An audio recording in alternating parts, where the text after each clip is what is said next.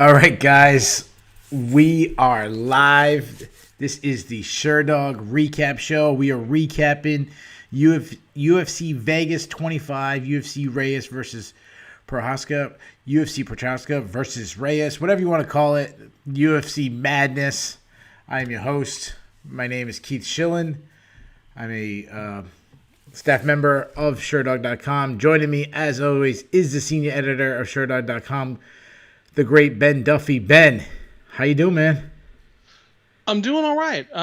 Never a terrible thing when fight night card is over at such a reasonable hour. Always good to talk to you about the fights. I'm ready to dig in. Yeah, I'll make a shout out to all the people watching us live on YouTube. We have the chat open. Chat with us. Talk to us about this nonsense. We try to be very responsive to any comments, any questions, any whatever you guys want to talk about, we'll try to talk about. One housekeeping item we have to get to first. It is, I guess it's pouring rain. It's a thunderstorms or wherever where Ben is. He might lose Wi-Fi or something. If that happens, we will try to get him back on. That's what happens when you go live. People want us to do these recaps live. So we got to deal with those. Ben is in Houston, Texas. I'm in southern New England, so we're all the way across the country, so that's what we got to deal with. Anyways, Ben, let's get to the action, man. Watching the prelims, or not even the prelims, like watching, about 8 fights in, everything that I hate about MMA was going on. I mean, we had, missed weight cuts. We had bad decisions. We had boring fights. We had a draw. We had a disqualification. Everything I hate about MMA was going on. And then and then Yuri Prochazka reminded me of why I love MMA, why I think it's the best sport in the world. Because what other sport in the world can you have a change of momentum, just incredible, holy crap moment. Like the best play in the NFL, the best play in Major League Baseball, nothing touches what we saw tonight. Yeah, it's something that is unique to combat sports. I totally agree with your take on this, but I would even go a step further. You said it's the first, well, basically the first 4/5 of the card was an arrangement of all the things you hate about MMA. It's not just that there was a draw. There's a draw that I didn't score a draw, so I'm double frustrated. There's a disqualification that, we'll get to it. Sure we will. But it was especially dissatisfying even for a disqualification. There were fights that had the promise of being great and then just kind of went like a truck in the mud and just slowed to a crawl. This was like a really, really shitty dinner with a great dessert. Yeah, but like the greatest dessert ever. So let's get to the main event. Former UFC title challenger Dominic Reyes took on Yuri Prochazka in the main event. We said it. I was talking about Dominic Reyes, and I said if good Dominic Reyes shows up, he's probably going to win. Good Dominic Reyes, I think, did show up. The problem is great Yuri Prochazka showed up, and dude, just take away because I got a lot to say, but I want you to get yours and just tell me what you thought. I'll leave the more X's and O's stuff to you, but yes, good Dominic Reyes showed up. Like he really looked a lot like the guy who fought Jon Jones and the guy that had won a pile of fights in a row leading up to that. And Prochazka did all of the things that he has done that leave me feeling nervous about his championship prospects, even as I just love the story he's kind of writing for himself as he has ripped his way up the worldwide rankings. And it didn't matter. Like, even though I thought Prochazka won the first round, I thought he was winning the second round and then obviously put a stamp on it. There were multiple times, especially in the first round, that Reyes hit him flush and hard. And that's the thing about Prochazka. Like, he said in this post-fight interview, he's like, I wanted to give you a great martial arts display, but I get too excited and then I get hit. No, dude, you get hit all the time. Yeah. Like, he gets hit a lot. and he got hit a lot by Reyes, who normally has just kill shot power with his hands and his feet, and he just walked right through it. And on the one hand, that's fantastic. Light heavyweight, everyone's got at least a little power. It's good to have a rugged chin on you, but you don't want to depend on it like he has been. So that still concerned me, but at least for tonight, it didn't matter. He walked through a lot of fire from Dominic Reyes. He landed better fire. And even though I thought he was kind of starting to roll downhill, and I was like, okay, I see where this is going. I bet this is probably a TKO in the late second or early third. He then just turned it up another notch, landed another knockout of the year candidate. And yeah, great night for the man from the Czech Republic. Yeah, so I'm floored. I had to have you talk first because I had to gather my thoughts because, man, I love that you led off with this chin because that's like one of the first things I took away is you have Dominic Reyes. I saw him in person in Boston. He's not just a big guy. He's a huge light heavyweight. You look at the guy. Let me just interject real quick. I was at Reyes versus Jones. Okay. And face-to-face, toe-to-toe, they're the same height, and Reyes is bigger. And he's bigger physically, yeah. And Jon Jones was in his like semi-diesel phase then, where he was probably cutting like 25 pounds of water weight. He was getting big, and Reyes was just bigger. Yeah. Yep, so big dude. So I was at Reyes versus Weidman, which I believe was the fight right before Reyes versus Jones. Same thing. You see the guy, and you're like, holy Christ! Like how big this dude is. So he's getting hit with some clean, hard shots. And you same thing. He wasn't even taking a step back. He didn't even react to him, other than the one shot that really stunned him in the second round. But like when he got hit with a big shot, he didn't do the oh, that didn't hurt, shake my head nonsense, but it made him hurt. He didn't take one step back. He wasn't even reacting to the shots, which was so impressive. The other thing is his nonstop pressure. Dominic Reyes did not like the pressure that was going on. He didn't like being stepped on his back foot. Like right away when they came out, Reyes kind of kept where his kicking range. Reyes' ideal thing was to be in that kicking range. You could see it right away. He was throwing those kicks in the first 30 seconds of the fight. I mean, he got comfortable and he's like, "Oh, this is where I want to be." And I was like, "Whoa!" And I thought, "Well, man, Reyes is going to piece him up if they stay in this range. He's too fast. He's too long. He's too hard." And I think Prochazka agreed with me.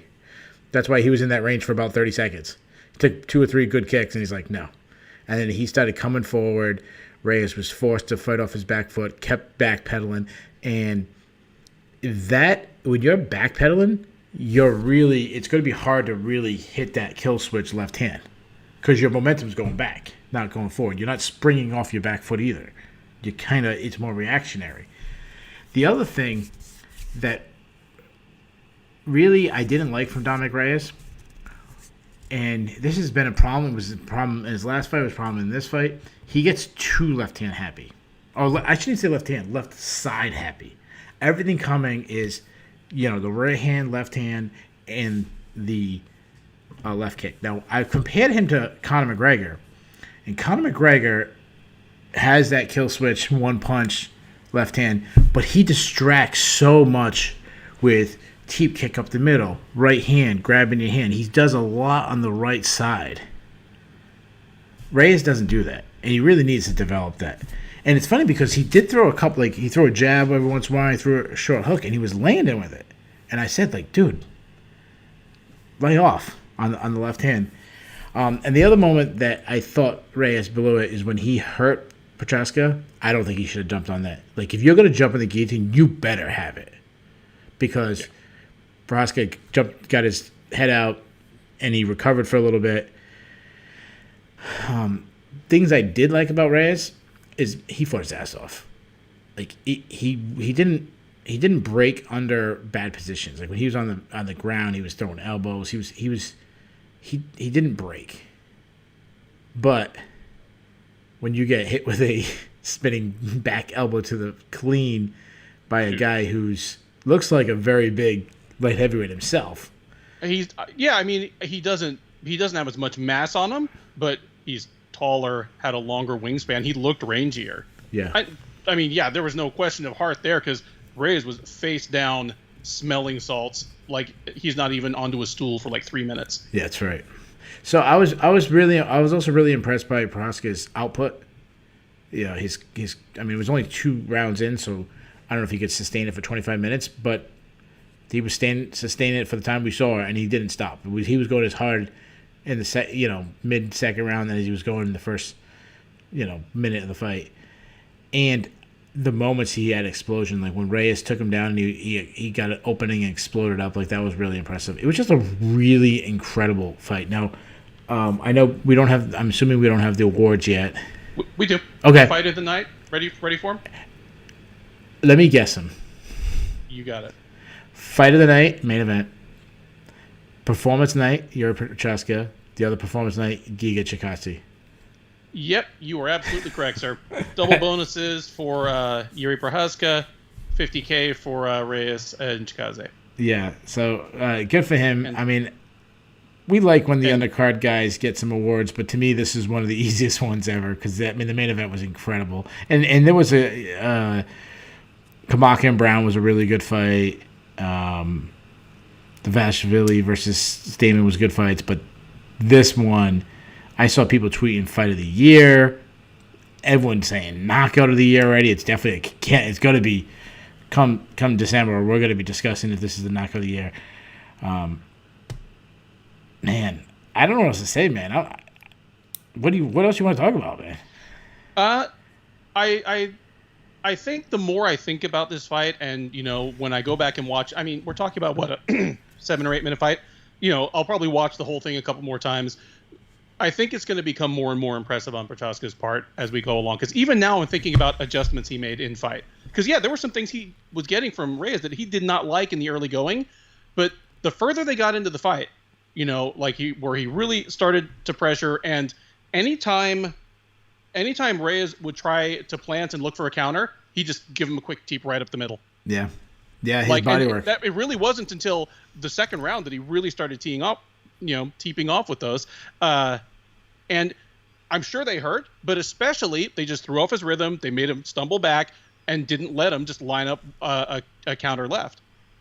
Just brilliant performance. And really, really good stuff. He's got such a unique style that when he's going to be coming at guys, like you can't prepare for someone like him. Like there's no one in your gym that can kind of do things, keeping the hands low, moving like weird. Like he's just a weird dude how he fights. He's so unorthodox. How do you train for that?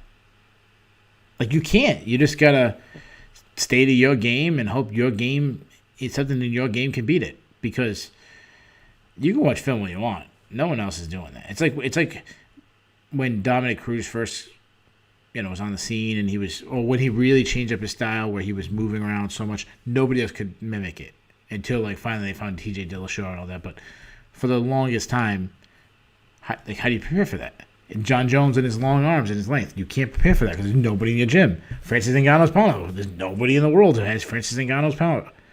Let me ask you this. When he was signed, this is the Rising, came in from Rising, he was champion and all this. What did you think? Like, I saw this guy as a contender. I saw him as a top 10 guy. I didn't think, fighting for the title 2 fights in. What was your thoughts? I've been burned before, man. I prepare for high level, like championship level guys from other promotions to come over to the UFC, and I prepare for them to crash and burn. And I allow myself to be pleasantly surprised if they do not. So this is not me saying, oh, I knew Prochazka was just going to crush and kill his way to a title shot. But one thing that did give me some hope that he was going to do okay, that it wasn't going to be like a bicycle trying to merge into freeway traffic for him to get used to like the level of fighters, is that he had been on like a 5 or 6 fight win streak, and they were all over. They were solid dudes. Like they weren't top 20. I'm saying like they weren't like top 20 or top 25 guys, but they were guys who had at least been at that level. Sure. At some point, it was Maldonado. like Maldonado, Brandon Halsey, King Mo. There were guys that represented certain threats to him, and that made me feel good because he had seen a bunch of different looks, guys with different specialties. None of them had given him a problem, so that did give me a little hope. But again, I figured he was a guy that, yeah, he might make his way to a title shot, but it'll be at, like 2 or 3 years down the road. I'm not counting the lost year of 2020, but it'll be like 2 or 3 years down the road because he's probably going to take an L in his first 2 fights, and just have to kind of regroup. He's not had to regroup. He's looked absolutely fantastic against a top 10 and now a top 5 guy. Yeah, absolutely. When you made a good point about his record. Like I didn't realize some of the guys he faced. I wouldn't say they're excuse me. I wouldn't say they're A-level guys, but they're the next tier down.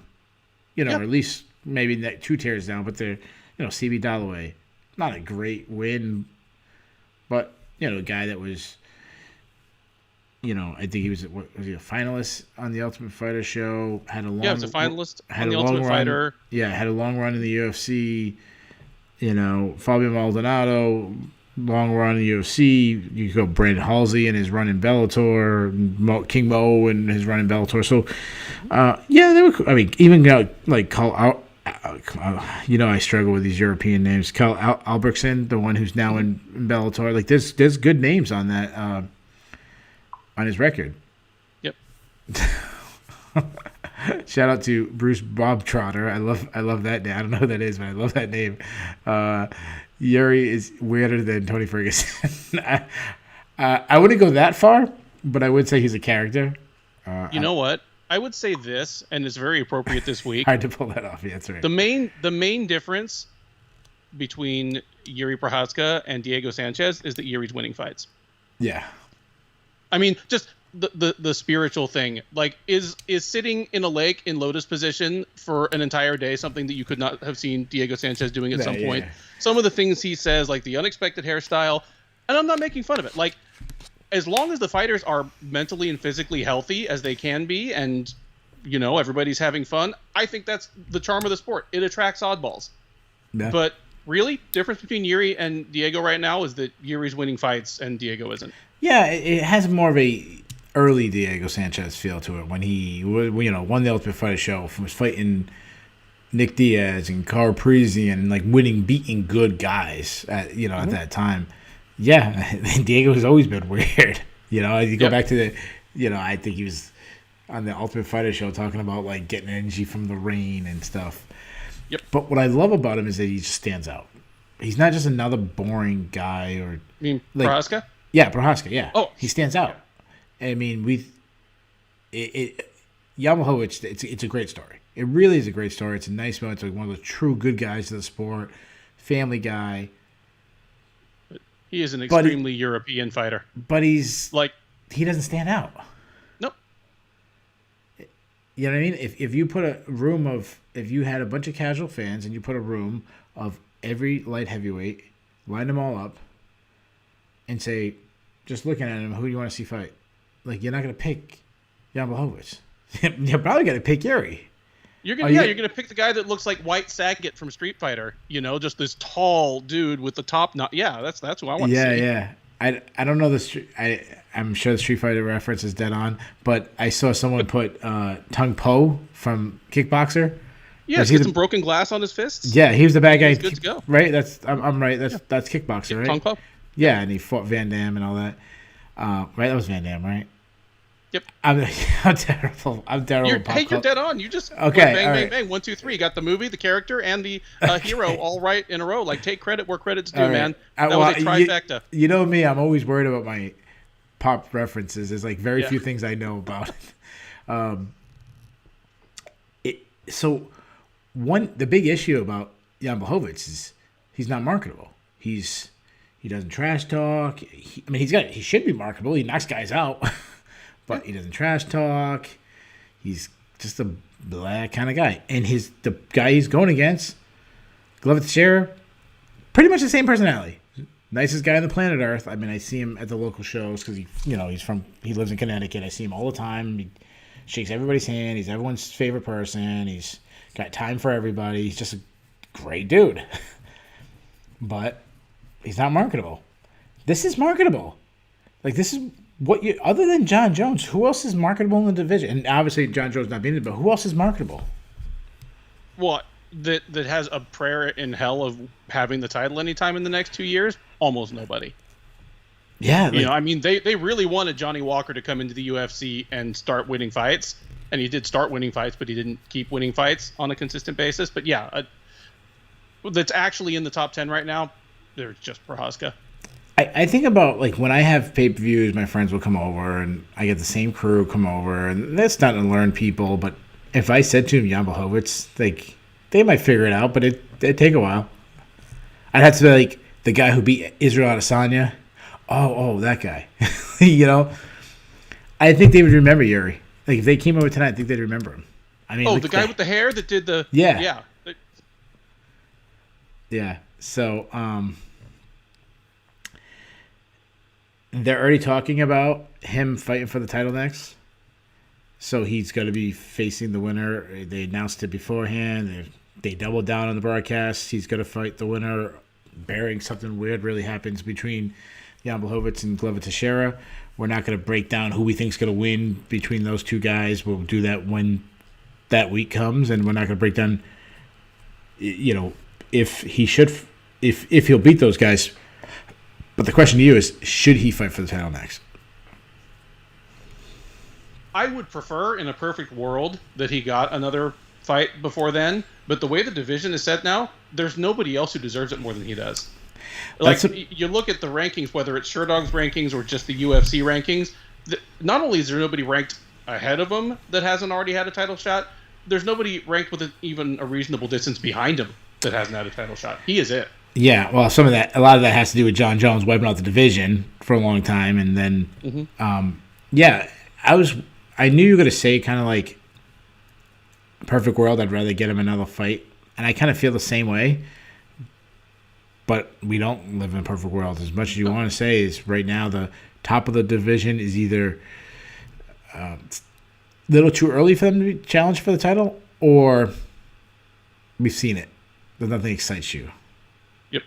You know, unfortunately, there's a lot of divisions in the UFC right now. Middleweight's another one, same situation. The only other guy that I could see someone making an argument for is Rakic, because they're both on a 2-fight winning streak in the UFC. Rakic beat Thiago Santos in his last fight. So,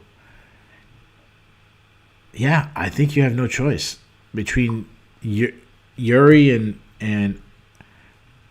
Rakic.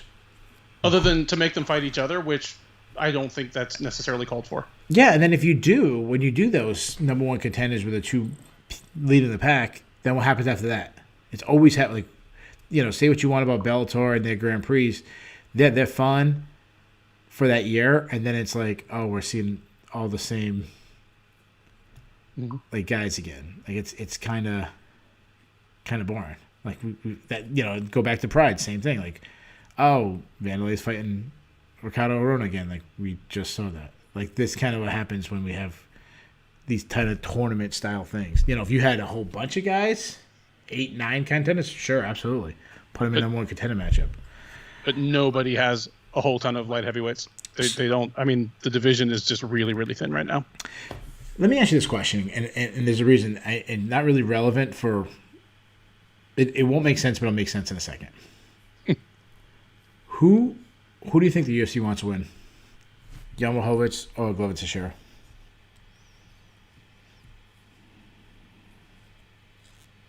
I think probably on like kind of a marketing level, I think they're probably pretty neutral on it, honestly.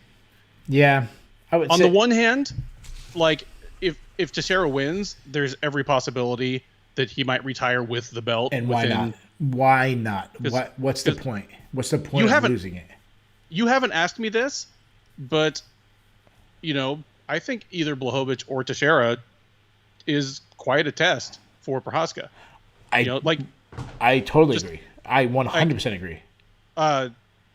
Dominic Reyes is an incredibly dangerous guy. Like, in terms of just having a bunch of weapons that can end the fight at any time, being perhaps the physical specimen of the division right now in the UFC.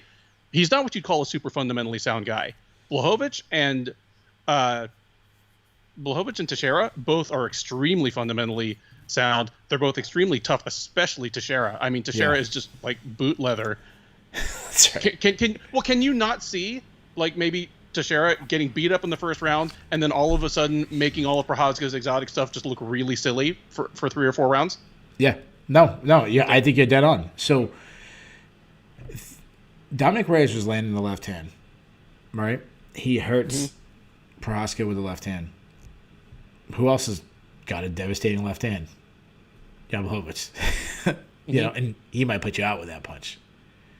You know, and now we've seen him wrestling. You know, we've seen him wrestling too. How about Glover Teixeira? Dominic Reyes took down, briefly, almost mounted him, almost had his back mount in different situations. Glover Teixeira takes you down that. He might submit you. He is, yeah. His top game is the worst kept secret in the division for like 15 years now. Yeah. Oh, absolutely. I've been saying it for, I don't know, at least 5 years now. That Glover Teixeira is even better on the ground than he is standing. Because he came to the UFC as the boxer. Well, yeah, he was Chuck Liddell's training partner. Chuck Liddell's training partner with the even more, you know, he was also the technical boxer. He was the technical boxer to Chuck Liddell's unorthodox boxing. You know, that was the thing about Liddell. So with Prochazka, the reason why I say this, I would say Prochazka would be the favorite, betting favorite. He's, you know, new shiny car, new toy. Now, mind you, depending on the performance of those two guys, if they steamroll them, that might completely change. But I'm saying, like, today, if Glover Teixeira got injured, Prochazka they announced tomorrow he's in. He's a mild underdog. I think you think Prochazka's the underdog. I think Prochazka's a slight underdog if they fight tomorrow. I think they. I don't. I think they actually make him the favorite. I mean, and especially if he fought Glover. I think if he was Glover, he definitely would be the favorite. Okay. Yeah. I'm not saying. So people listen. I'm not saying I'm picking that. One thing me and Ben always say is I don't like to make predictions until we actually break down the film the week of the fight. When we do our preview show, that's our predictions. So pick one though. Which one would the UFC rather win? Now that we break down that, probably Blachowicz. Yeah, I think the UFC would probably slightly prefer Blachowicz. I do too, because even if Glover wins, it's not a Daniel Cormier where you can really market the old guy, market it like Randy Couture. There's also the possibility of him leaving, and then you also still have the whole country of Poland backing one guy. I mean, we saw the airport moment. You know, if Glover goes back to Brazil, it'll be a big deal. But they've had a whole bunch of champions. He comes back to Connecticut. I mean, we'll claim him. New England will claim him. But trust me, I've been trying to claim him as our best fighter. You won't let me. I've been trying to claim him. I mean, I tried claiming Connor because he says how much he loves Boston. But so Jan Blachowicz versus Yuri Prochazka, same question. Who does the UFC want to win? Prochazka. He's younger. Okay. I mean, they're both exciting fighters, but Prochazka has, I mean, what does he have now? Like 25 finishes and 28 wins, something like that. It's just ridiculous. And it hasn't stopped even as he stepped up into fighting top opponents. Clearly, that's someone they'd like to see as champ. And then the countdown show is going to show the spinning back elbow knockout 150 times. They're going to market it as can hit you from any angle, kind of like the Johnny Walker, like you never know what's coming at you, unorthodox, you know. I hope he keeps the hair. I kind of hope that becomes his thing. Like, I hope it's, we see him all the time. I think go with that angle. Become the tongue poke, become the street, what'd you say his name was from Street Fighter? Saget from Street Fighter. Yeah, do it. Like, I love it. I've said this before, like, be a character. That's why I like Cutelaba. He's a character. He's this, you remember Cutelaba. You know? Let's go to Dominic Reyes. He's now on a 3-fight losing streak. In fairness, they're 3 good losses. Yes. You're talking about Jon Jones, I think both of us call the greatest fighter of all time. Mm-hmm. In a fight that many people thought he won, regardless of where you stand. Second one to the current champion. Third one to the guy who's going to be fighting for the title next. not bad losses, but his stock is, And the optics have changed. He went from a guy who arguably beat the greatest fighter of all time to a guy who did not look like he really belonged in the cage with Blachowicz or Prochazka. Basically, and I think I said this on the preview, I want him to fall all the way out of the top 10. Not himself, but in terms of whom they match him with. If you're falling, you don't have to hit your nuts on every rung of the ladder on the way down. That's absolutely Let the guy right. regroup. That's right. I don't know if you're going to ask me who he should fight next, but let him fight Johnny Walker or Misha Serkinov. Yeah. It's like someone like that who's not in the top 10, maybe on the edges of the top 15. They could use a win over a name opponent. He could use a win, period, of any kind. Yeah, just let the guy catch his breath. He's 31, but he still has that feel of a developing prospect to me. One, it's because the UFC won't shut up about him playing D2 football. It's like, dude, he's been out of college for a decade. But I know.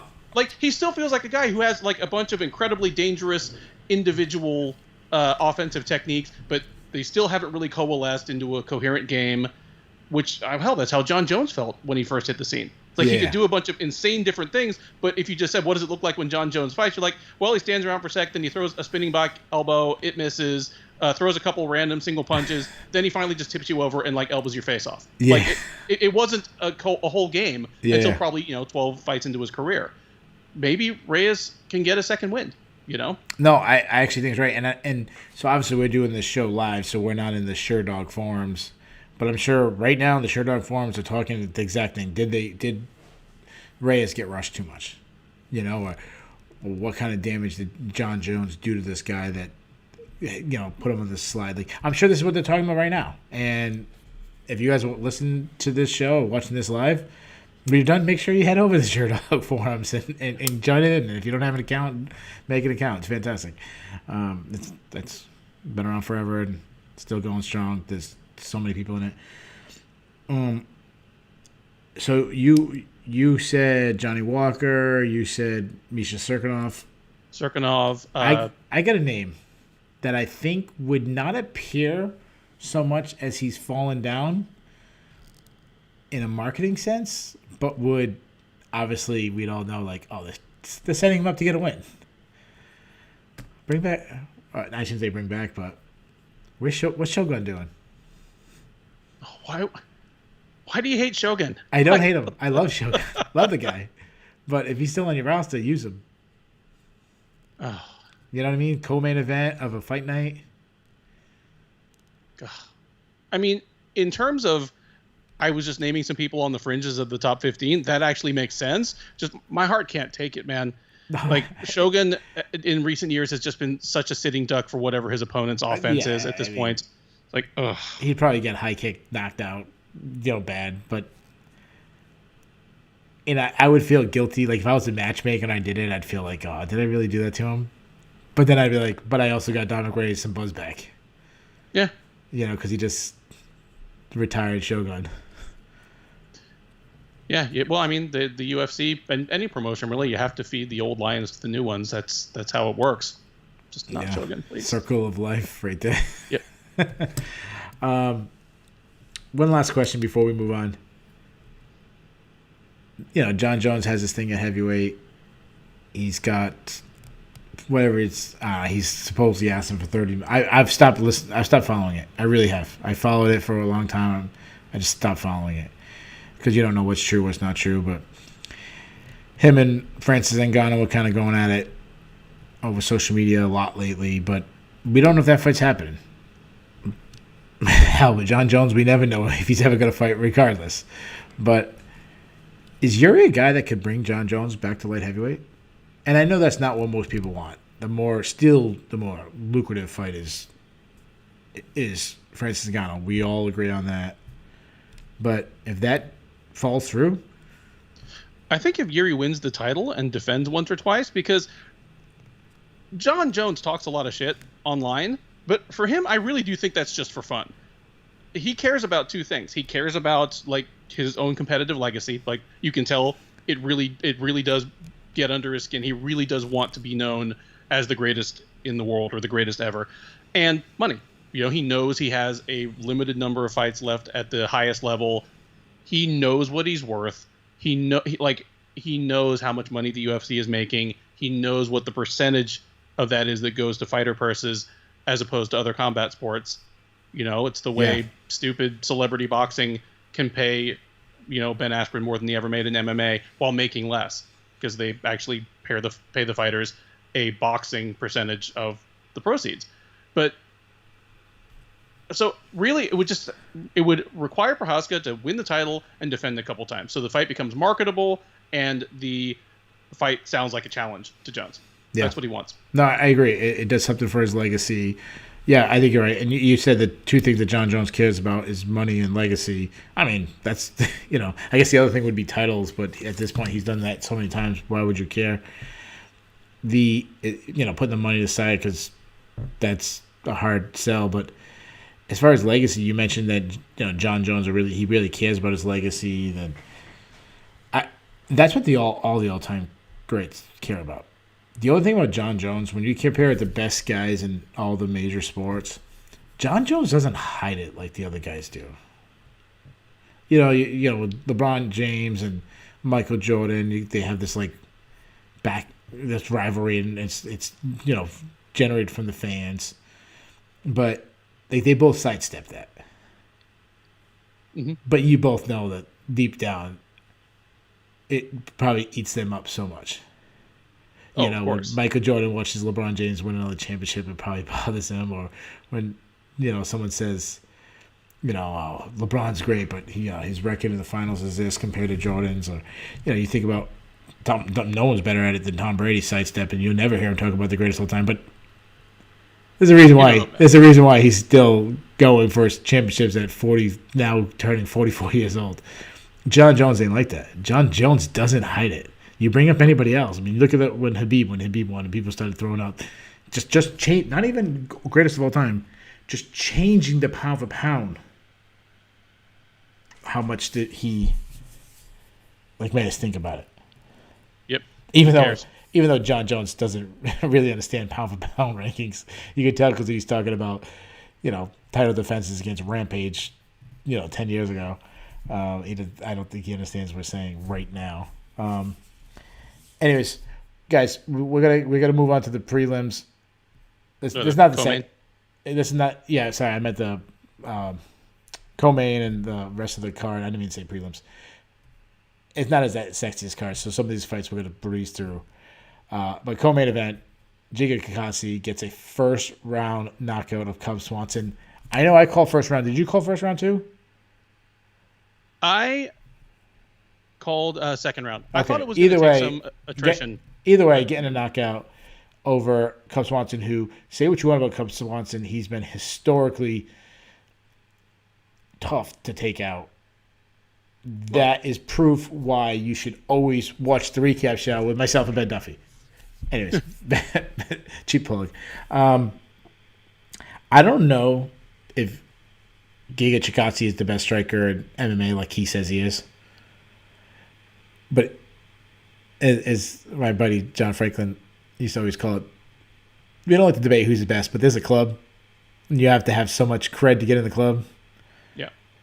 Israel Sanya's in there, whoever, Stephen Thompson, whoever you say is the best. Is he getting the club? Oh, he's absolutely in the club. That's the one element of his game that's really not in question, even if I don't know how I feel about his call-outs in the wake of the event.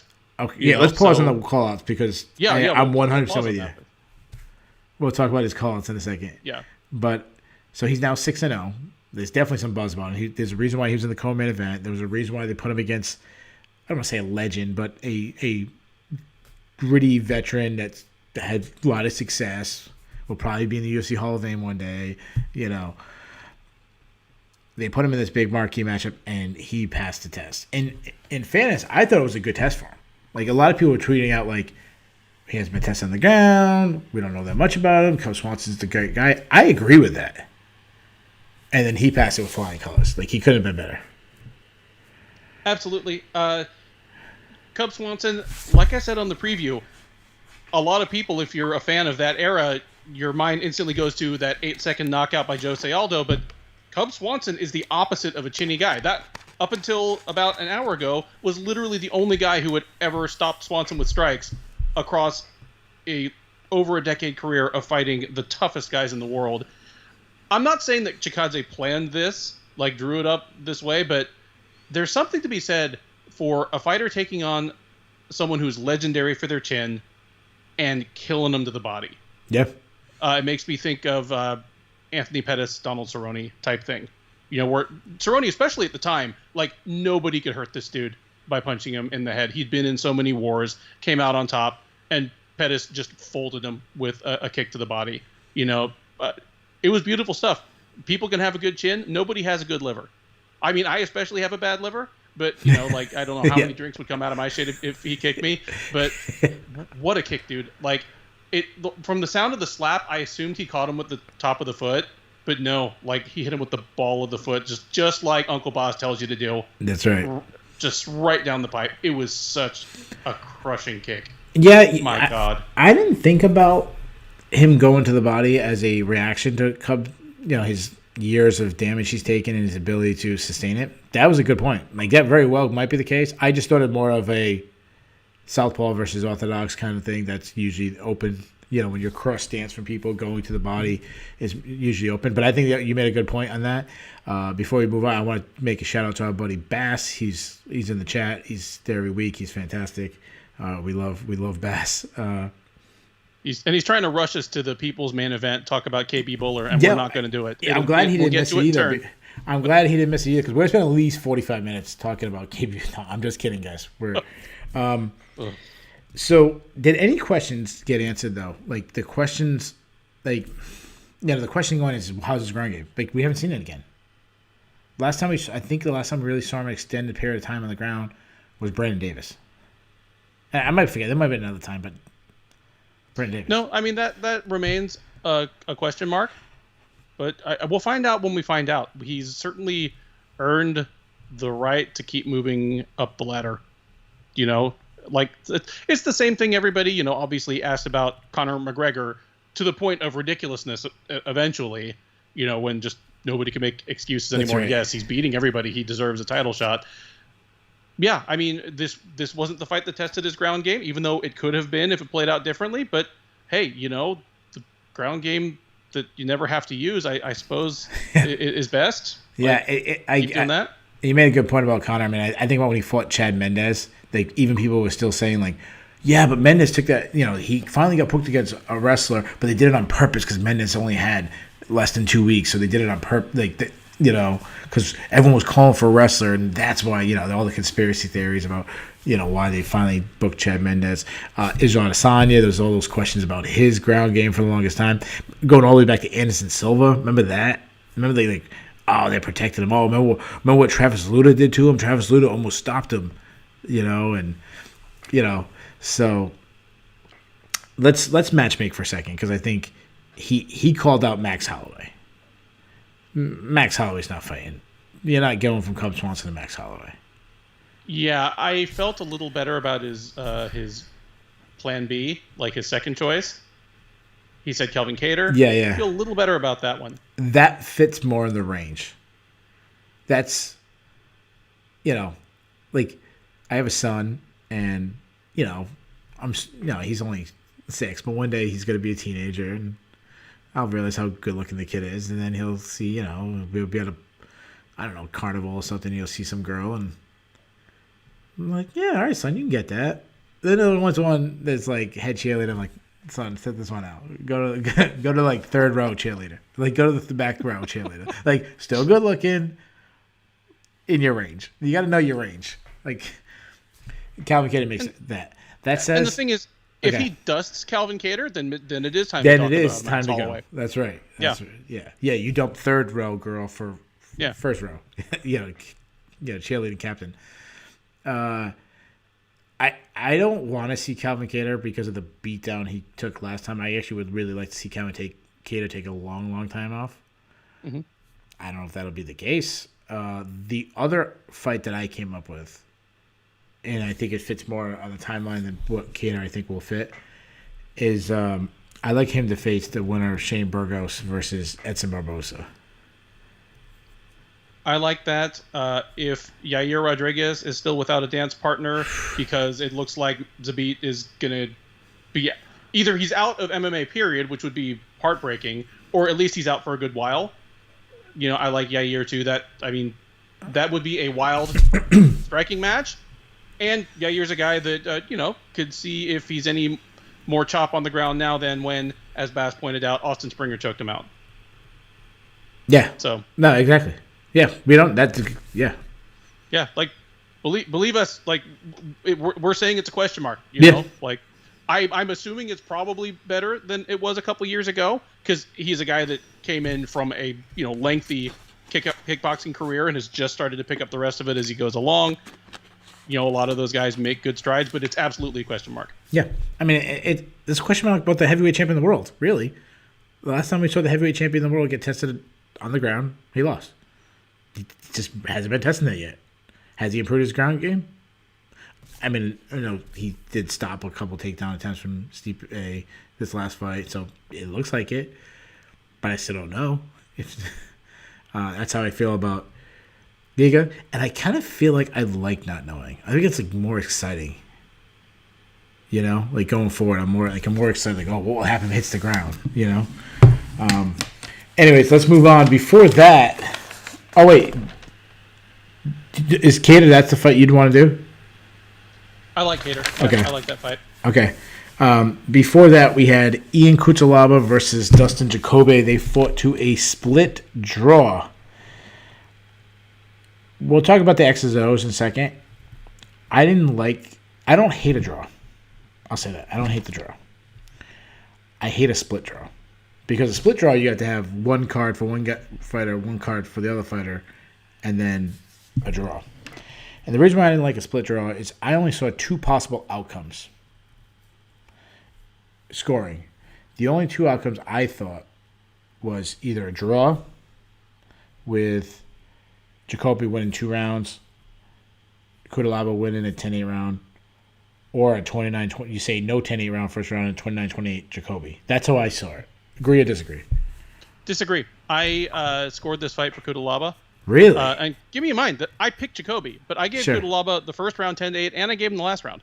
Really? I muted the UFC booth, and I was like, dude, Cutelaba is landing more hard shots on Jacoby than Jacoby is on Cutelaba. I thought Cutelaba won the last round. Wow. I'm gonna take the challenge and rewatch it without, because I'll admit I might have been influenced by the commentators. I scored the last round I scored second and third. I actually scored the fight for Jacoby. I don't think there was a 10-8 round. Now let's get to the X's and O's. I liked what Cutelaba was doing. We talked about his not using wrestling. He's so much more effective when he uses wrestling. Jacoby had no answer in the first round. Cutelaba went back to the same well, and it ended up getting officially scored as 8 takedowns. But what it really was he just big brother Jacoby for 3.5 minutes, and it wasn't just like wall install. He was punching him hard in the head. He was forcing Jacoby to react and defend himself, because if he didn't do something right then, he was going to get knocked out, because Cutelaba would just punch him 2 or 3 times really hard in the head. A fantastic first round. Yeah. Even though I think Cutelaba is weird and off-putting, and even though I had picked Jacoby going into the fight, I was extremely impressed by Cutelaba's game planning and execution in that first round. Just good job. Yeah, so I liked that he came out much more composed. Now, I don't like it from a fan perspective, because it's fun watching Cutelaba throw haymakers, Tank Abbott style for 30 seconds then gas out. That's more fun to watch.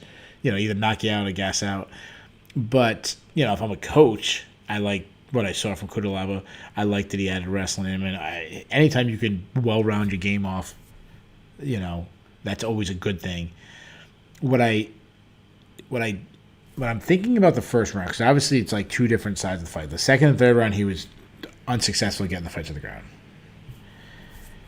I feel more that his success in the wrestling said more about the Dustin Jacoby than did about his skills, because all I saw was basic lock your hands when they get up and pull you back down over and over again. Mm-hmm. And what I saw from Jacoby no hip cutting, no swimming in, no trying to hit a switch on the way down. He didn't do any basic wrestling moves. Nope. So when I saw that as that's not going to work against a little bit better grappler. And then on the flip side, I saw Jacoby, like, we had question marks about his ground game. Now I'm like, oh crap, like, he don't have much of a ground game. It doesn't appear he does. Also disturbing that for a guy who, he's really tall, but he's not a massive light heavyweight who's carrying like a ton of just muscle on his frame. Yeah. And he trains in Denver, like he's literally, over a mile high is Edgewood and Littleton. Like his gas tank wasn't any better than Cutelaba's, really.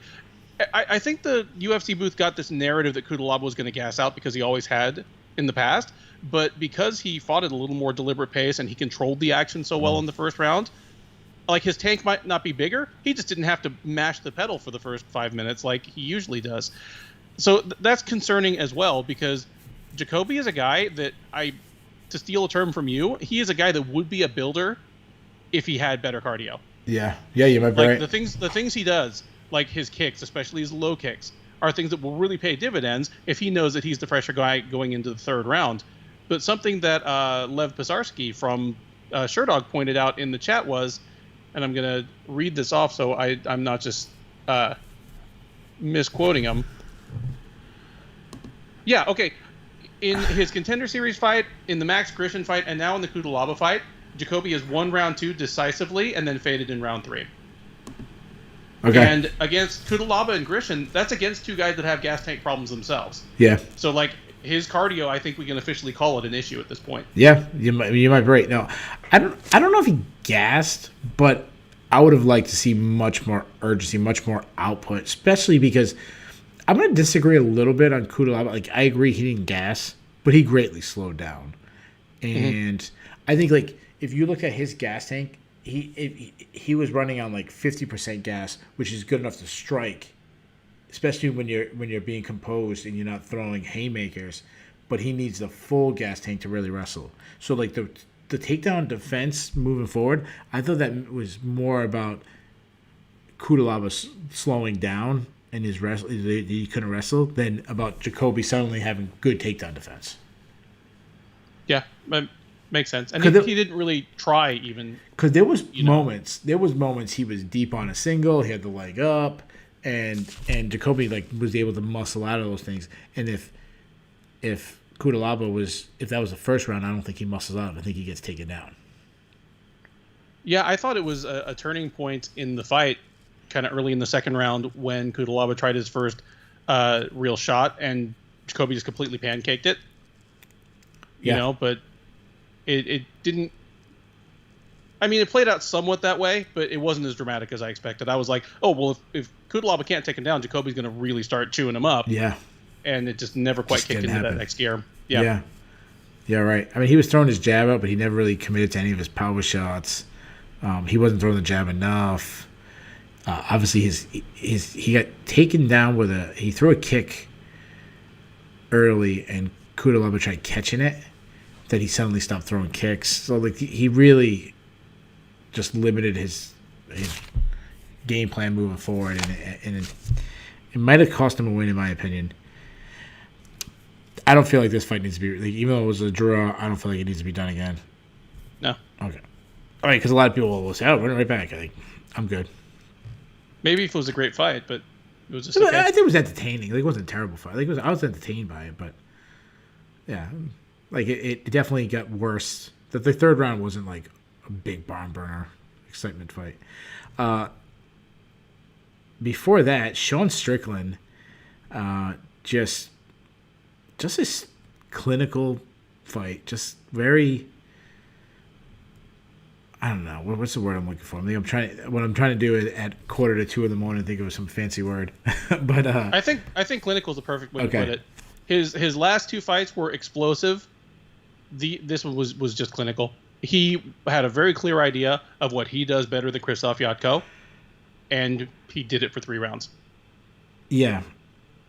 And it's funny because he's a guy who works off a jab, and a jab will work if they stay in range and if they come forward.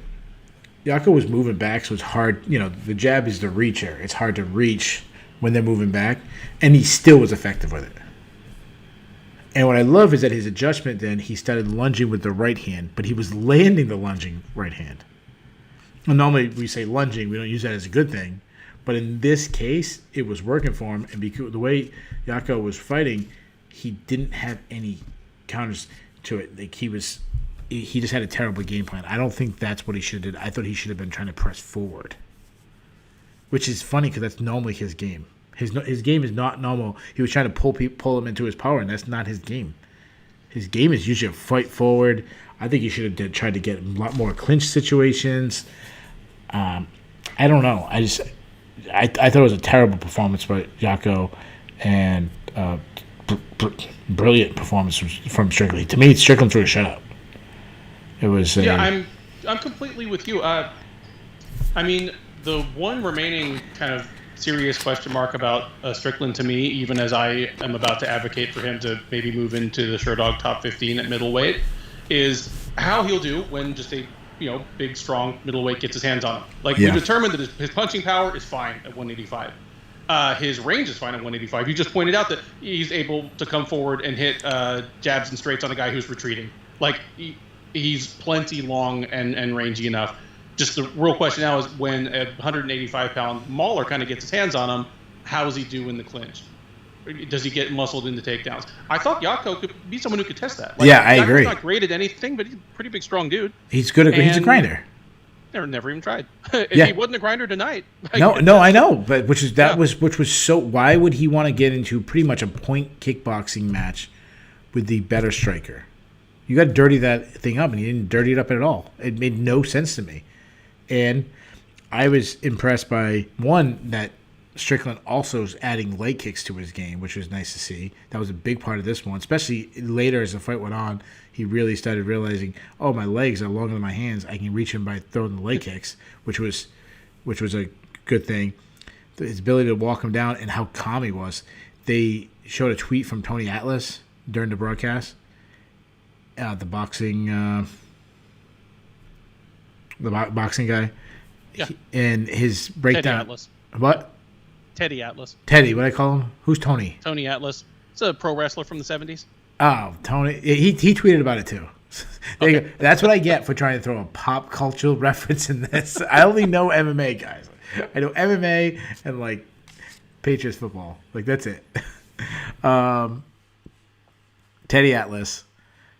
I thought his breakdown was perfect when he said, this is a guy that wastes no energy, and I think that was dead on. He was how calm he was, how composed he was. I thought it was absolutely brilliant. Agreed. Great performance. I mean, he kind of spoiled this by just having such a brilliant finish of Brendan Allen, such a brutal finish. Yeah. And but this was he won every minute of every round. I mean, what more can you ask off a guy that again was on a 3-fight winning streak? And Brandon Allen. Jotko, sorry, good. I'm Krzysztof Jotko was on a 3-fight winning streak coming to this. And Brandon Allen has a very similar style to how Jotko normally fights. Pressing forward, closing the distance. Maybe the knockout of Brandon Allen changed Jotko's style. He might have saw that and says, well, I can't come at him. This is what happens. I don't know. I understand that thinking if that was the case.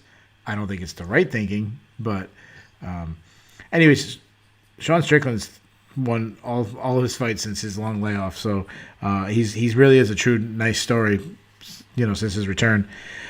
Before that, Merab Dvalishvili versus Cody Stamann. It was a really, really fun fight. We had some really fun scrambles, but Merab wins again. Man, so the narrative going into this fight was, who's the better wrestler? And Stamann was kind of saying he was the better wrestler. Well, there's no doubt about it. MMA wrestling, because regular wrestling is different. But for MMA, Merab is the better wrestler. Yes. He was the better wrestler. I mean, first round was kind of the story of it, where he got Stamann down a couple times, but with difficulty. Stamann initiated scrambles, and Merab was never really able to keep him down and secure a position to go to work. Whereas Stamann tried a couple times, just flat out couldn't get Merab down. I mean, that kind of began the story, because you're like, well, from here, it's like Merab is only going to be the fresher guy going forward. If you can't get him down in the first round, you're not getting him down in the third. He did get him down in the very, very beginning of the second round, but I think it was more just surprised him. He caught him off guard, caught him by surprise. But you're right, and Merab's output is still such a thing of beauty. Even when he was saying he was trying to be controlled, not rush things in this fight, that's what he said to his corner. His output was still one of the big differences. You could stop Merab's takedowns early, but he's going to get more takedowns. That's when he said it's so funny for him to go as hard as he can, but he did still pick up Stamann at one point on a double, slammed him. He did a big throw. Like, he's still doing moves that use so much energy and still has this insane output. And Merab has won 6 fights in a row now in the UFC. Could be 8, depending. You know, we've talked about this. I said it on the preview show. I think he should be 8 on the UFC. Do you agree with that? Like, how do you feel about those fights? I'm not going to pick at the decision. Like, it's close enough that I don't think it was a flat-out robbery, so I'm inclined to just let that one sit. I do think the Simone fight should at least be like, well, it shouldn't even be a no contest. He should have won the Simone fight. Like, it shouldn't be a submission loss at the end of the fight. Yeah, so ridiculous. 7-1 and on a 7-fight winning streak. Yep. What do we do next? I mean, this is a good win. Say what you want about Cody Stamann. Stamann's a tough out. This is a good win. It's only going to be bigger and better. He kind of was saying that, and he called Dominic Cruz. I don't hate that matchup.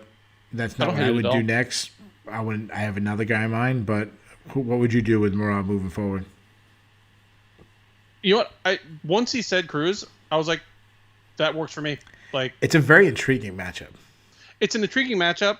And I like that the risk and reward it's a reasonable balance, because Cruz needs to do something special if he wants to get back into the title conversation. Beating the guy that everybody thinks is a future champion is a perfect way to do that.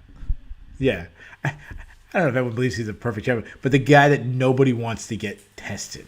Like, he's got that Islam Makhachev thing. I don't know if Islam Makhachev's going to be the champion, but nobody wants to find out. You don't want to be the person to find out, because he's just a tough, stylistic matchup. But the thing about Dominic Cruz is he's been taken down a lot. You know, I remember Uriah Faber took him down, and TJ Dillashaw took him down.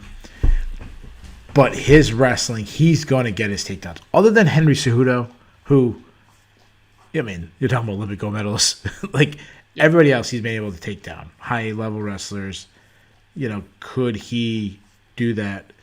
Because wrestling's such a huge part of Dominic Cruz's game. Could he do that with Merab? Merab's crazy movement versus Dominic Cruz's crazy movement. I think you talked me into that matchup, actually. So Merab kind of reminds me of a little bit. Go ahead.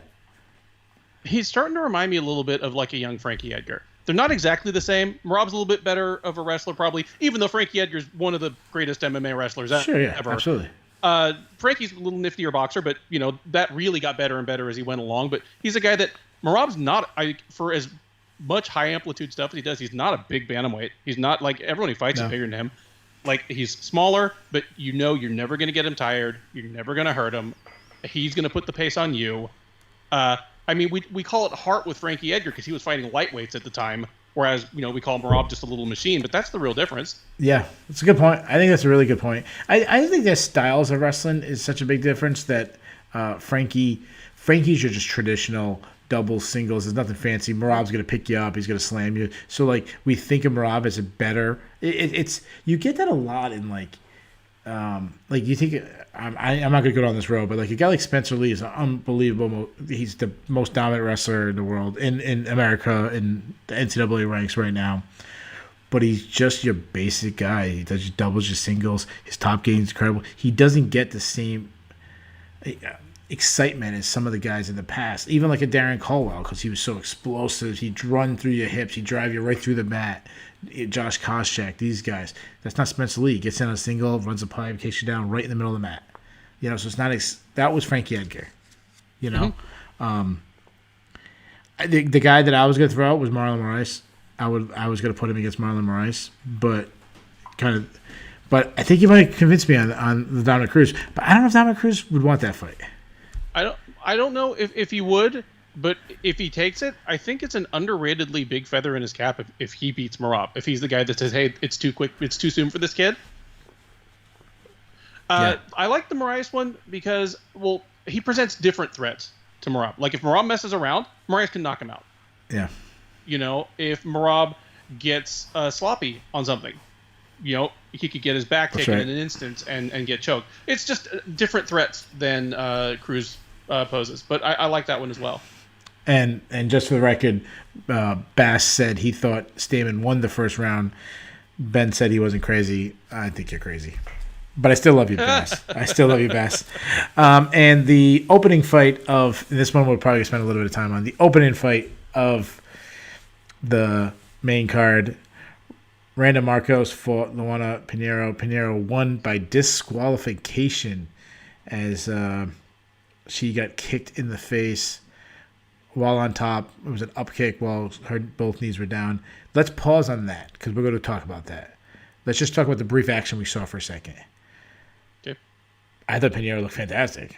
I mean, she was ragdolling Randa Marcos.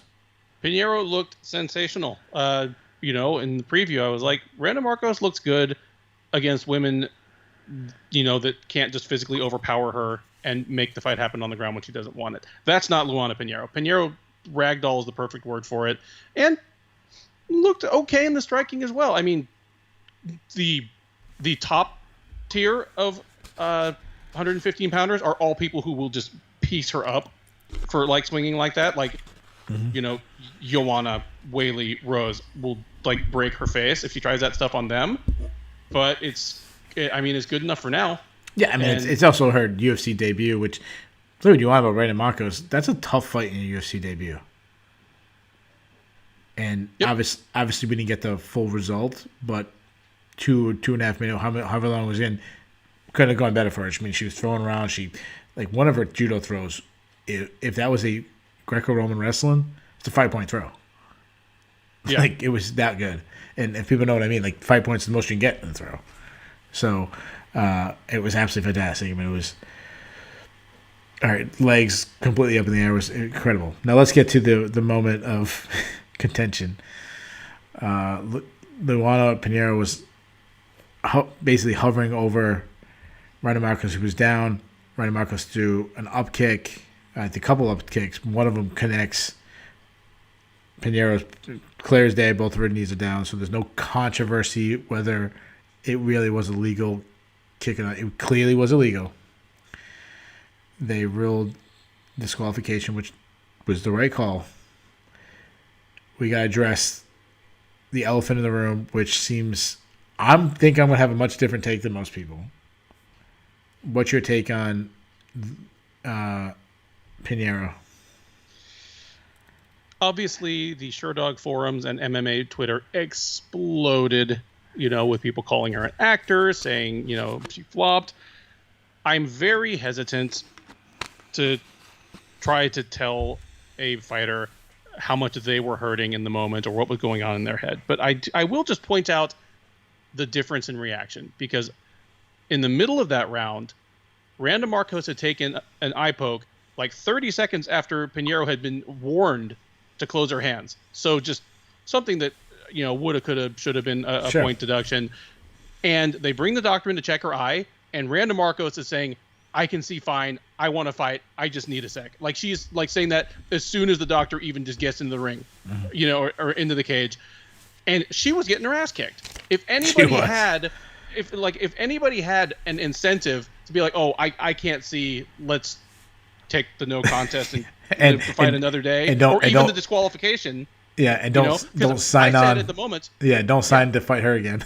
Yeah. I said in the moment, I'm like, if Marcos can't continue, this is a disqualification, because Pinheiro had been warned 30 seconds before to keep her hands closed, poked her in the eye, and then compare that to Pinheiro getting kicked in the face, going down, and asking, "Will I win?"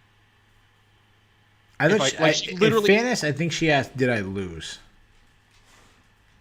Okay, anything coming out of her mouth, other than like I want to fight, like she did not. She seemed eager not to have to go on any further, is what I'll say. It was a bad look. Okay. Like All right. So here's my. It didn't look like it hurt that Okay. bad. Okay. So here's my take. I don't know how bad it hurt. I mean, there's a reason why up kicks to the face are illegal. Should they be? Should they be is a whole different discussion. Because you don't. Would she have blocked that if you know that you're in that stance that you could be kicked in the face? You do different things. You know what I mean? Like you. So. And we've already at 2 a.m. I don't want to go down, kicks to the head. But I don't think it's fair to compare the eye poke to getting kicked in the head, because we've all been poked in the eye. Like, yeah, it sucks, but other than a few instances, you're going to be able to fight on. It seems the other way with up kicks or knees dead down. Opponent, it seems the opposite. Like, more times than not, they can't go on. Now, I know what she's getting a lot of slack for is that she fell back, kind of caught herself, and then kind of put herself back after that. People are saying that she flopped, she's faking. You didn't say it, but you kind of referenced it. I don't know. That's what I'm going to say. I don't know. But I'm going to actually take more of the other side. And I'll say this. Everyone reacts to pain differently. When you get kicked in the head, her first reaction is to catch herself. And then she knows there's a break in action. And then it could have been simply as, I'm freaking dizzy, let me lay back. You know what I mean? I mean, I think it's really an option. Like, I'm hurt. Oh, shit, I just kicked to the face. Let me lay back. Should her first concern be, can I still fight? I think that's a really, really good point you made. But she's first time in the UFC. Does she understand all the rules? Like, shit. I mean, we do the show every week, and sometimes there's rules we don't even understand.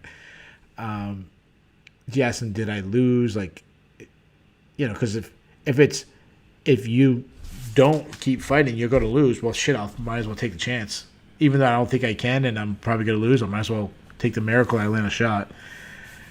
I don't know if she was faking or not. I don't know what it is. I don't want to give in to the Twitter people and but my biggest issue, even if she was faking, which would be a huge, huge issue. But even if she was faking, what bothers me more than that, and I think is worse, is Paul Felder, who I think is such a great commentator. I think he's fantastic. But this moment, I thought he was terrible.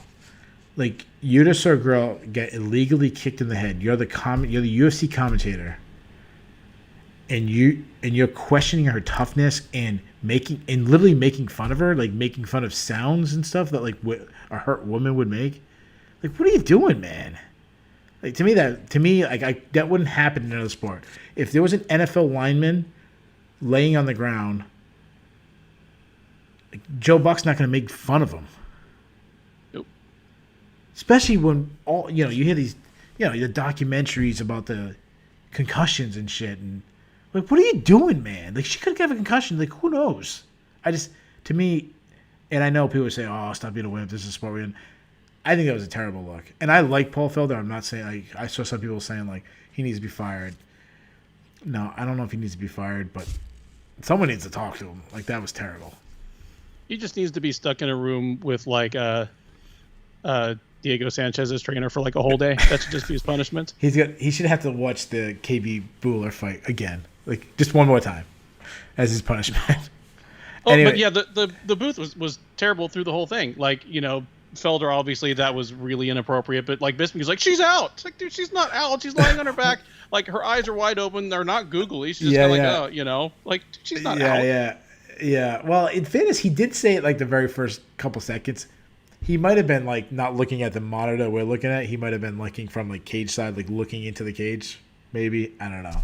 But it is kind of funny that they both had like two different, extremely different. One saying that she's fake, and the other one's like, she's out, she's dead. Like, you know, that was pretty funny. Before that, so that controversy wasn't the only controversy tonight. We had another one. I don't know which one was more controversial, but two Contender Series alumni battled Kai Kamaka versus TJ Brown. TJ Brown won was it unanimous decision? No, I think it was a split decision. I don't remember. It was a splitter. It was a splitter, but the dissenting card was 30-27 Kamaka, and I thought that made more sense than the two 29-28s for Brown, if anything. I mean, none of them were great scorecards to me. Yeah. The problem is, to me at least, is that at least two of the rounds were really, really close. So there's a kind of a range of scorecards that I'm not mad at. Yes. So I'm glad you made that point, because everyone's calling it a robbery. And I don't want to call it a robbery because, like you said, there was a couple rounds. I don't remember exactly what rounds, but you could make an argument that Brown won those rounds. So I don't think it was a robbery.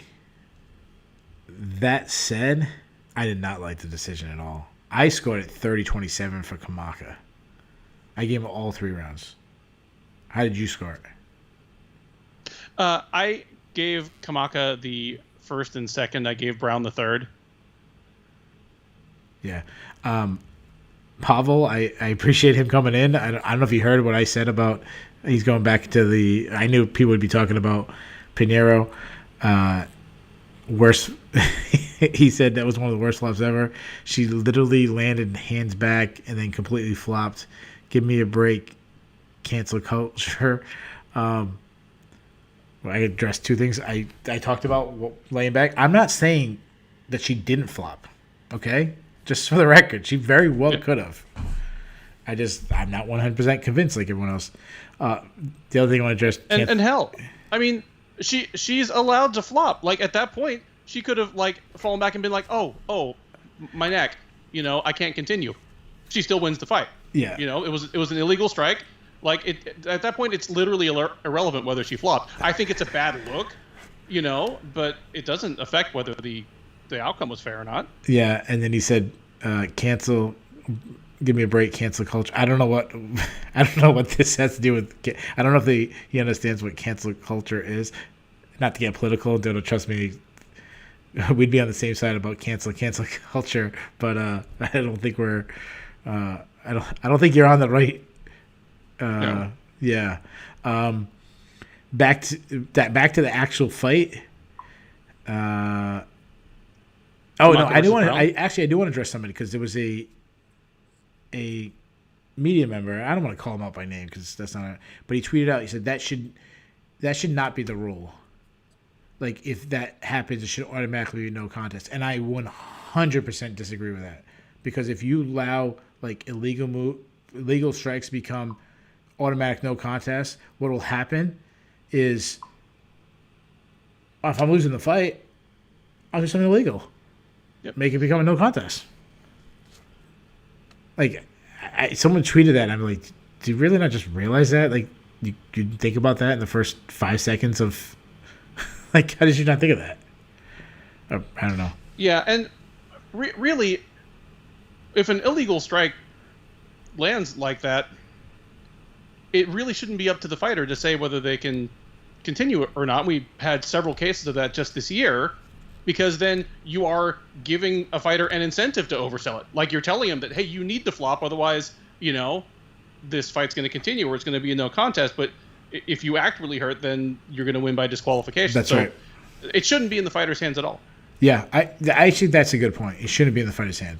And it sucks because this reacts to, because say someone really is hurt. The next person who's in the same situation, they saw Aljamain Sterling, they saw Luana Pinheiro. Like, you're always in a very, very bad situation if it's up to you. Because if you don't continue, you're going to have people say you flop. And then what's going to happen is you're going to have someone who shouldn't really continue. It really should be up to doctors. And, I mean, if a fighter could, like, if the doctor says, I think you should continue, and the fighter says, no, I'm really screwed up, maybe you go no contest. I don't think you should, because obviously the fighter knows better than everybody. But if the fighter's like, yeah, I can continue, and the doctor's like, no, I don't like what I see, or referee, I agree with that. I do want to address what Pavel said. He said he was talking about the cancel culture of people trying to cancel Paul Felder. I apologize. I thought you were talking about Pinheiro. So that would fit. So I apologize to you, Pavel. That was actually a very good point, actually, now. So I called him out, and he won that battle. Back to the fight we were talking about, TJ Brown versus Kai Kamaka. So I scored it 30-27 for Kamaka. How did you score it? I scored it 29-28 Kamaka. Okay. I gave him the first 2 rounds. I gave Brown the third. Yeah, so I went over the MMA decisions, and 15 out of 15 went for Kamaka. I don't remember the last time we had a decision, which was debated, where it was a clean sweep on MMA decisions. It might have been a couple of years. It's been a while. His coach, Eric Nissick, he tweeted out that's where I saw it, MMA decisions, that all of them gave it for Kamaka. I was one of the ones. Did you submit one this week? I didn't submit one this week. But I have been. You do. So we'll make it 16 for 16. Yes. It is what it is. Sucks for Kamaka. It really sucks, because considering as the coach made a good point, that's a guy's half his purse. So that sucks worse. You know, like the NFL, you lose a game, you don't get paid half. Whether the show and win thing is a good idea is a whole other discussion that we don't want to get into right now. Okay, we actually have had one this year. Okay. But it was in Bellator, so just to be perfectly frank, it was Dan Moret versus Goiti Yamauchi. Everybody gave it to Yamauchi. And I did, because I was doing Sherdog play-by-play. I scored that one. Yeah, all right. I remember. Now, in fairness, I actually felt that fight was closer than this one. Mm-hmm. This fight was close. I just felt like all 3 rounds were for Kamaka. Anyways, I'm assuming that was a Jay Petrie stat, or did you pull that off? I pulled it off just because I've been tracking our year-end awards thing. So I just looked at all of our candidates for robbery real quick while we were talking. Nice. Yeah. Before that, we had a huge upset of the night. Luana Carolina beat Poliana Botelho. In fairness, both of us were saying that the odds shouldn't have been huge. Like, they should have been like a pick and fight. Kind of 2 different outcomes from Carolina. In the first round, she tried doing her best KB Bhullar of just circling around the cage and throwing a occasional kick every once in a while. Botelho took her down and beat her up on the ground. And then this roles kind of switched, where suddenly Carolina was a better grappler for rounds 2 and 3. I agree, and that's what makes this especially uncomfortable, because Luana Carolina missed weight by 2.5 pounds. That's a great point. Like, of course you started to roll downhill on her in the grappling in the second and third rounds. You were fresher. You were literally heavier. And yeah, 2.5 pounds of muscle don't make a difference, but 2.5 pounds of water do. Yeah, that's a great point. If she was forced to cut those extra 2.5 pounds, and now you also have Botelho, who only gets half her pay. And I know she gets a portion of Carolina's, but still, she only gets half her pay. It's one of those things we talked about in the beginning. There's always shitty things of MMA, and just I don't know how to fix it. Yep. It's just what's just going to be. I mean, the only thing really going to happen is if you just cancel the fight altogether. You cancel the fight, and the other fighter gets 100% of the other person's pay. But usually they don't even get their own pay if that happens. Yeah, I know. That is ridiculous. Like, fighters have been saying they've had to chase the UFC even to get part of their own pay. Like, just on this card, we had Jonathan Pierce say, I'm not going to fight Gabriel Benitez. He missed weight by like 5 pounds. Yeah. And you know what's going to happen? The next time he loses a fight in the UFC, he's cut. Yeah. Guarantee you. Maybe. He could win 3 straight. He loses one, he is out. The UFC has, they've retaliated against fighters who do that. Yeah. Before that, Loma Lubook. God, you say the name because you know I can't get it. Loma Lookboonmee. Lookboonmee beat Sam Hughes. Listen, Ben is our official John Anik with the names. He's fantastic with it. He does such a better job on the preview show where we switch roles. He's got the names down. Loma won a split. Was a split? This was a split decision too. This is unanimous. Oh, this one was unanimous. This was unanimous. I apologize. This was a unanimous decision. Fight was a lot closer than I expected. Agreed. I had her winning all 3 rounds.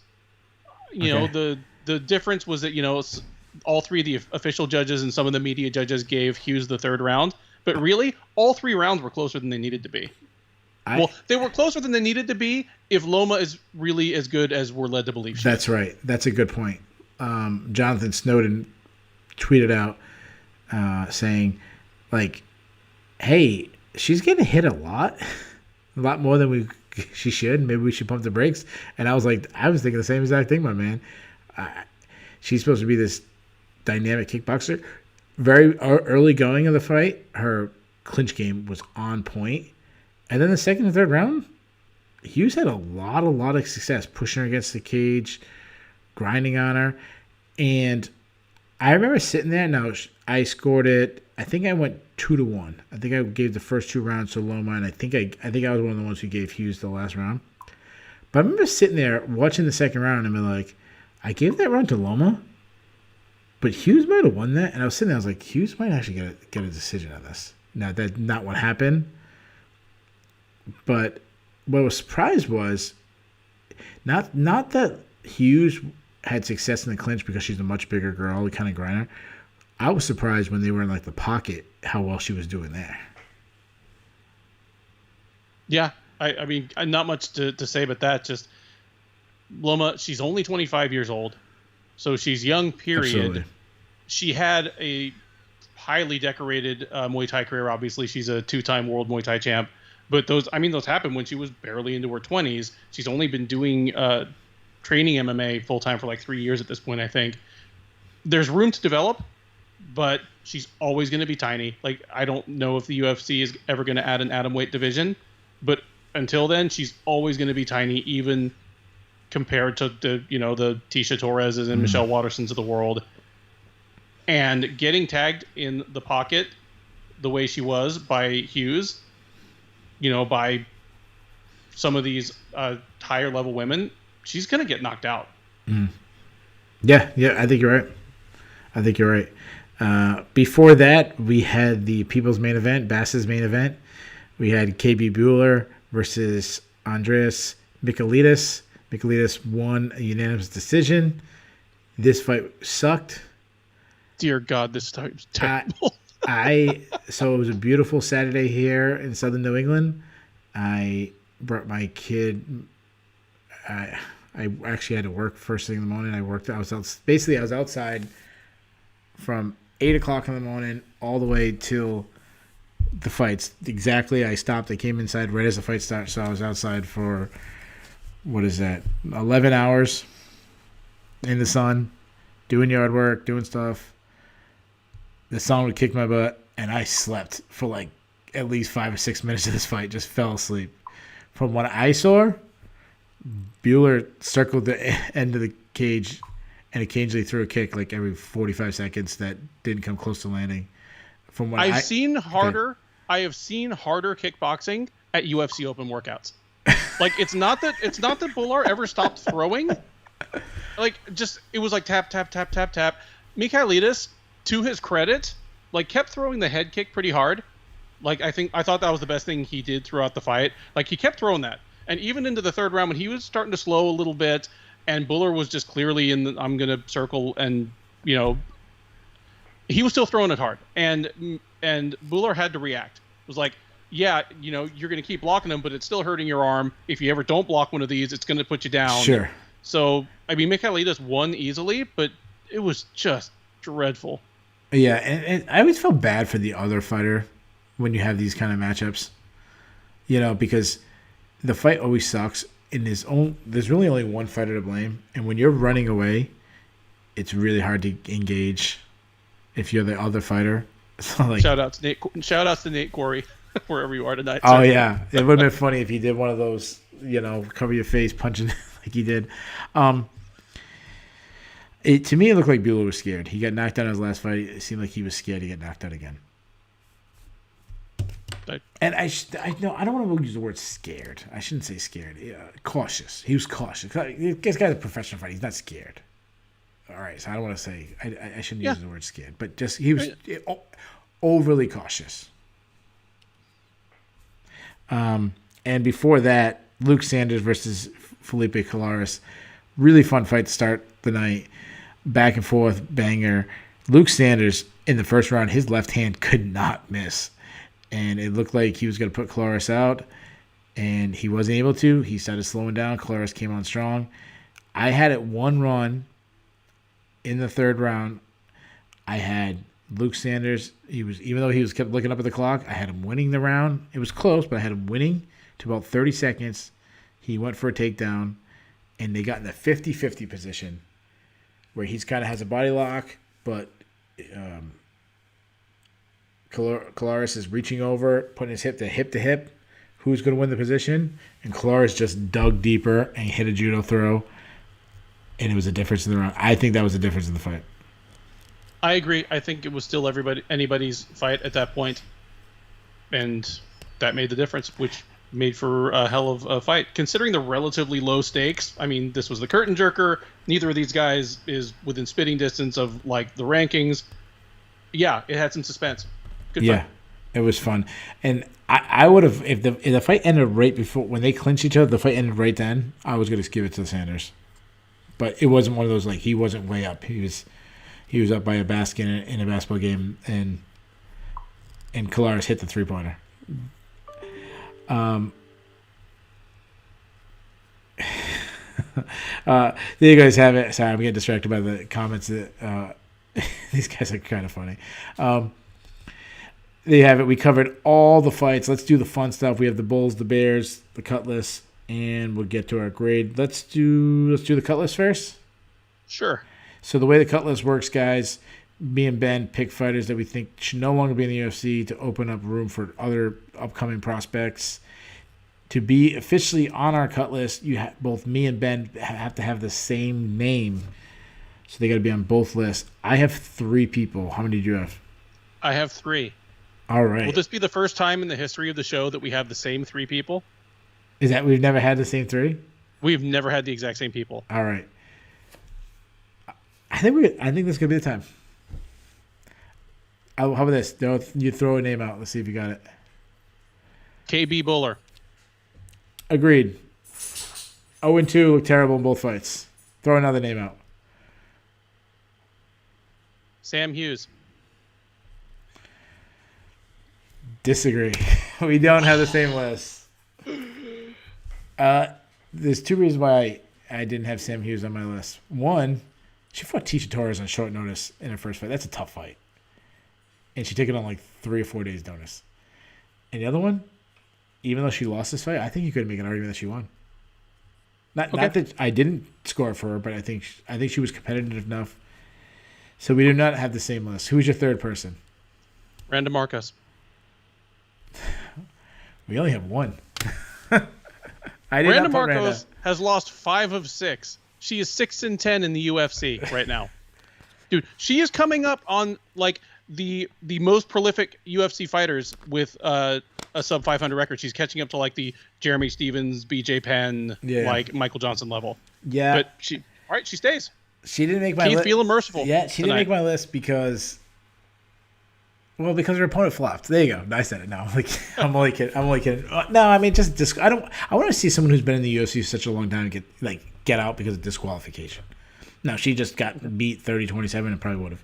So they got saved. The 2 people that also got saved from my list that wasn't on Ben's, I had Luke Sanders on the list. He lost 5 of his last 7. And the other one, I had Poliana Botelho.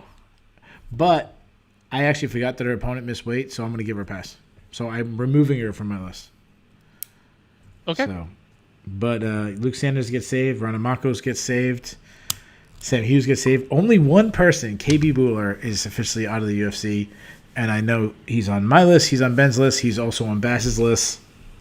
Jacoby is going. Let's do the Bulls and the Bears. The Bulls and the Bears is a stock market reference where if a stock is going up or the market is generally going up, it is called a bull market. If things are going bad, it's called a bear market. You don't want to be on the Bears. You want to be on the Bulls.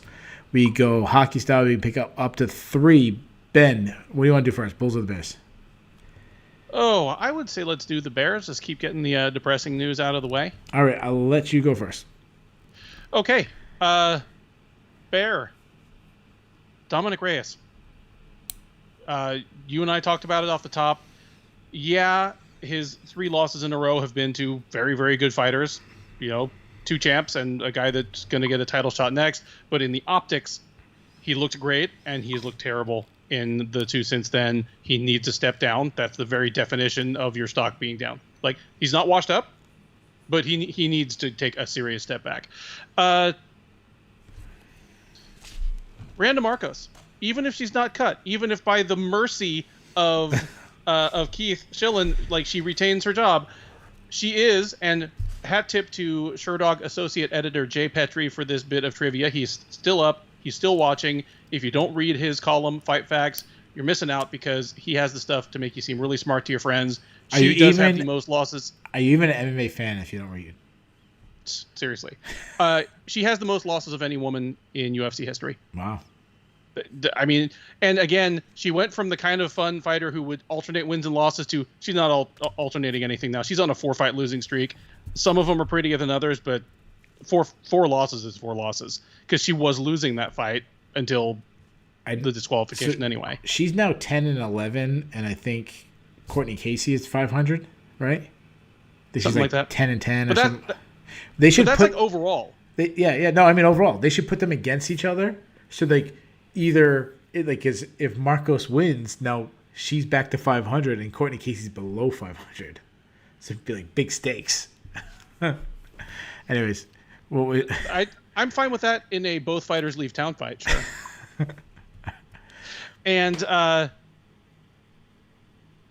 that's all I'm going to throw out for the Bears. All right. So I had both of them on my list. I had an extra one just in case you said them, so I'll give you my 2 other ones. Cub Swanson, his stock is down. He's lost 5 of his last 7. He's 37 years old. Time has passed by old Cub.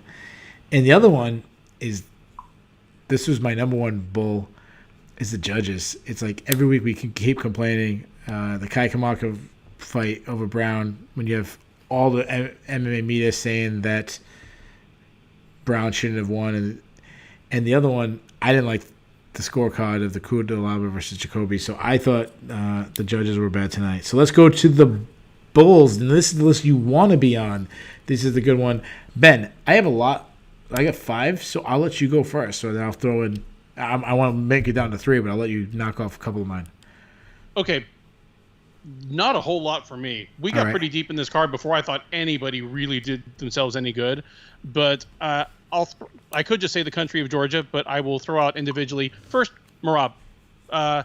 Whether you think he's a future champion or not, future title contender, he passed the toughest challenge of his career thus far with flying colors. Looked great against Stamann, looked great against a guy who was thought to match up with him kind of well at their respective strengths, and proved himself to be definitively the superior of the 2. Number 2, Sean Strickland. I mean, the story just keeps getting better, you know? Mm-hmm. His personality is going to rub some people the wrong way. I don't really care about that. Just keep, giving us great fights, and I'm a happy boy. Number 1 is going to be Yuri Prochazka. I mean, talk about continuing to pass each successive test on the way up in sterling fashion. We're arguing about whether it's too soon for a title shot, whether it would be nice if he got another fight, but neither of us is saying this is crazy. No. It's not going to take someone being injured or missing weight. Like, he's fought his way to this. He intentionally waited a year or 2 extra before leaving Ryzen, and because of that, by the time he came to the UFC, he was dragging that title and about a half dozen UFC-level scalps behind him. And it shows. Like, he's had no learning curve. He's had no adjustment phase. He showed up in the UFC and started killing top 10 fighters. I mean, you can't get much better than that. Yeah. So I had Georgia MMA also on my list. Or I had the whole Georgia, the country of Georgia, simply because you have one guy, Giga, being 6-0 now in the UFC. I believe that Merab should be 8-0. So together, 14-0. I had Strickland on my list. I had Yuri on my list. So the other two that I had is Glory MMA. Well, I don't think TJ Brown won. That's a gym every single week that's picking up wins. Not that long ago, they were considered a small startup gym. Now they're clearly one of the best gyms in the world. So Glory MMA. And the other one, whose stock rose, Adelaide Bird. And I'll tell you why. We always like to bash Adelaide Bird. But in fairness, she was the judge that actually had the right scorecard, in my opinion, of the Kamaka versus Brown. So while we always like to shit on the judges, specifically Adelaide Bird, she rose up a little bit. So good for you, young lady. So she made my list. She is not young. She's about 300 years old. She's been like judging boxing longer than you and I've been alive, which is the problem. Well, I was doing my like Daniel Cormier, where you call everyone like young man, no matter who you're talking to. Let's get your grade. What your overall grade for the card? C-. Like a fantastic finishing kick does not redeem what was on track to be the worst card of the year so far. So I was on track. Like I had it like FD all the way up to the co-main event and the main event, and then I thought the co-main event and main event was so great, and I always like heavily grade the higher up the card, the more weight you have. So I'm actually gonna give it a B-. I thought the main event was that good that it saved it so much. Gave itself a B-. Just the way the main event and co-main event had me at the edge of my seat. And then, I like memorable things. Like, even though it was a split decision, I'm going to remember the Cutelaba Jacoby fight. I'm going to remember the disqualification. I'm going to remember the bad scorecard. So I'll give it a B-. So there you guys have it. That is the entire recap show. I want to say thank you to all the people who watched live on YouTube. The comments were rocking. There was some pretty funny stuff. We got some pretty funny stuff. Guys, me and Ben will be back. If you don't know, we also do a preview show. That's not live, but we pre-record it. We make predictions for all the fights. We do believe it's the most in-depth breakdown out there. We'll make sure you check that out. We'll be previewing UFC Vegas 26. And make sure you go over to SureDog.com, read all the articles. If you want more content for this card, we'll have fights to make, fight facts, all kinds of stuff. I want to. So make sure you go head over there. Also, guys, I forgot who it was. I apologize, but someone put out there that subscribe, do all that. It helps us. Me and Ben, we never really self-promote. We don't really do that stuff. But shout out to that person for reminding us. Subscribe, do all that stuff. And even if you don't like us, keep coming back and talking. We like you. See you next week, guys.